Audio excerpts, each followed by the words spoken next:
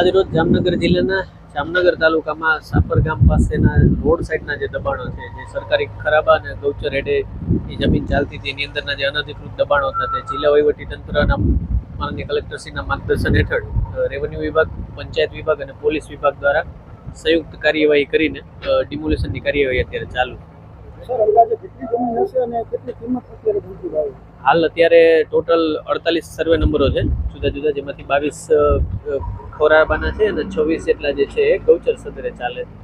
અને ટોટલ અંદાજે અહીંયા પોલીસ સ્ટાફ જે છે એ 50 જેટલો પોલીસ સ્ટાફ અને રેવન્યુ અને પંચાયતનો સપોર્ટિંગ સ્ટાફ, એની સાથે આ કાર્યવાહી ચાલુ. જમીનની કિંમત જંત્રી મુજબ અત્યારે ટોટલ જે આકલન થાય ત્યારબાદ ગણાય, પણ જમીનની કિંમત બહુ વધારે હશે.